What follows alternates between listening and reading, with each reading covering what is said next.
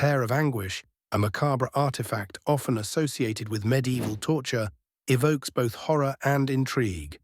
Although its existence is enshrined in popular imagination, its actual historical use is a matter of debate. The Pear of Anguish is typically described as a pear-shaped metallic device that could be inserted into various orifices, notably the mouth, designed to expand internally, causing excruciating pain. Its reputation as a tool of punishment during the Inquisition or against women accused of witchcraft contributes to its mystique, despite scant historical evidence supporting these claims. The significance of the Pear of Anguish in discussions of torture highlights a broader exploration of human cruelty and the dark chapters of history that utilized fear as a tool of control. Detailing the Pear of Anguish within this context emphasizes the lengths to which societies would go to extract confessions, impose punishment, or instill fear, thus unlocking the narrative of pain, both physical and psychological. Examining real-world applications, the Pear of Anguish serves as a stark symbol in museum exhibits that look to educate the public about historical methods of torture, posing ethical questions about human rights and the evolution of justice.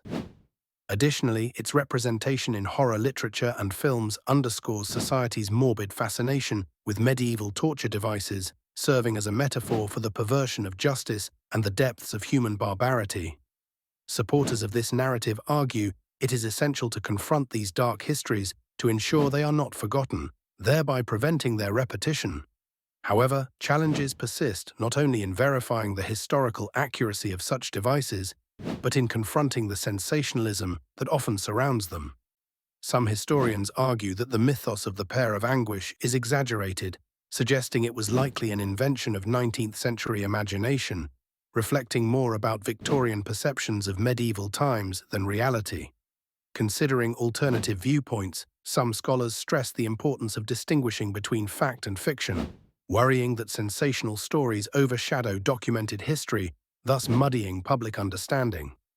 Ultimately, the exploration of the Pear of Anguish threads into larger themes of the main topic, like the human capacity for inflicting pain and the ethics of justice.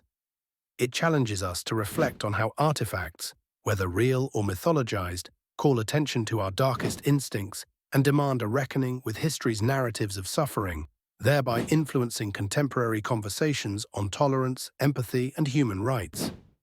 The concept of design and functionality, understanding the mechanism, refers to the detailed examination of the Pear of Anguish, a medieval torture device known for its gruesome design and application.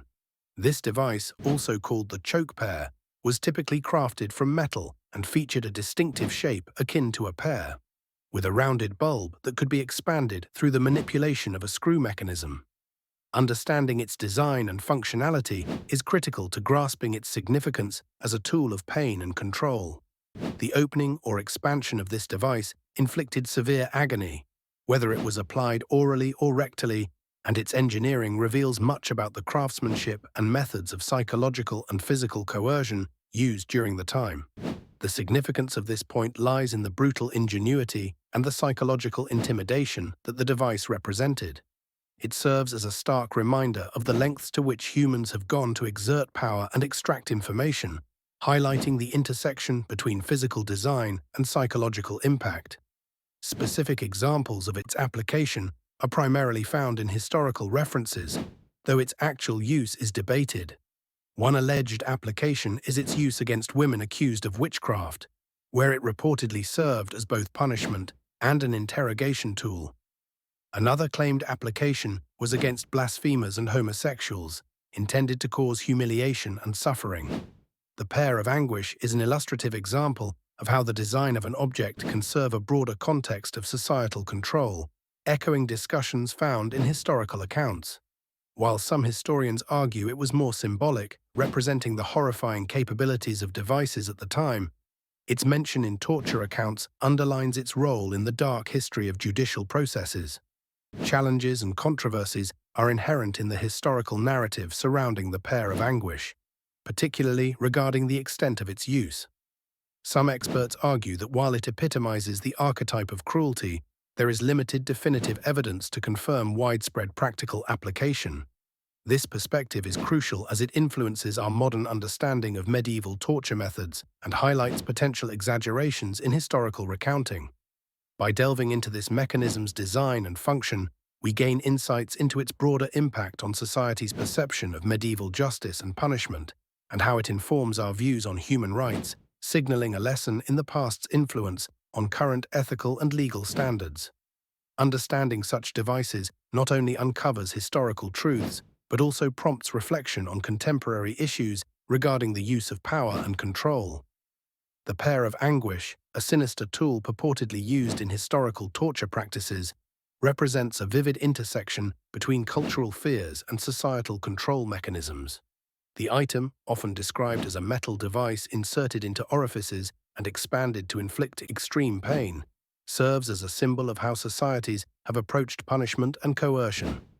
Understanding the cultural and societal impact of the Pear of Anguish within historical contexts is crucial for comprehending its broader implications. During the medieval and early modern periods, torture was not merely a means of punishment, but also a cultural practice embedded with social and political significance. Such devices were instruments of terror that reinforced authority, deterred dissent, and reflected societal attitudes toward crime and morality. The Pear of Anguish, whether myth or reality, encapsulates a society's willingness to employ extreme methods to maintain order and reinforce power structures. Two notable examples illustrate this point. The Spanish Inquisition is often linked with the use of torture devices designed to extract confessions or punish heretics, thus securing religious and political conformity. Similarly, in England, the use of the scold's bridle, a device to silence outspoken women, mirrors the Pear of Anguish's role in controlling and punishing societal transgressions. Both examples underscore a historical narrative where societal power dynamics are maintained through fear and physical coercion. Opinions diverge on the authenticity and actual use of the Pear of Anguish, with some historians arguing it might be more symbolic than literal, representing medieval society's fascination with instruments of pain. This debate enriches the understanding of how legends or exaggerated narratives around torture can shape cultural memory and reflect societal values. Challenges arise in distinguishing historical fact from myth, especially when relying on artifacts or accounts steeped in sensationalism or propaganda. Alternative viewpoints emphasize the evolution of society's relationship with pain and punishment, shifting from public spectacles of torture to modern-day debates on humane treatment and human rights. These perspectives highlight the device's metaphorical significance, illustrating an ongoing cultural dialogue about ethics, power, and justice. In conclusion, the discussion of cultural and societal impact within historical contexts is integral to understanding the Pear of Anguish's role in history. It informs and is influenced by broader themes of control, fear, and societal norms. Key elements that continue to resonate in today's debates over authority, justice, and the human condition. The psychological and physical effects of torture devices like the Pear of Anguish are profound and multifaceted, impacting both the victims and the society that condones or is aware of such practices. At its core, the use of torture devices is designed to inflict extreme pain and suffering, often leading to long-lasting psychological trauma and physical damage. Torture devices exploit the vulnerability of the human body and mind, intending not just to extract information or exact punishment, but also to instill fear and maintain control. This topic is significant because it delves into the dark intersection of human rights, ethics, and historical practices that have echoed into modern times. Understanding the effects of these devices highlights the persistent moral and ethical challenges we face regarding torture and human rights abuses. It invites reflection on the progress we've made and the journey yet to be undertaken towards ensuring dignity and humane treatment for all individuals. Historically, the Pear of Anguish was purportedly used during the Middle Ages, often inflicted upon perceived heretics, women accused of witchcraft, or those deemed morally deviant. Although some scholars debate its widespread use, the psychological terror associated with it, whether used or threatened, was real. In more recent history, the physical and psychological torment experienced by prisoners in places like Abu Ghraib or Guantanamo Bay illustrate the ongoing relevance of this discussion. Detainees subjected to various methods of torture often experience severe psychological effects, including PTSD, depression, and anxiety, demonstrating the lasting impact beyond just physical scars.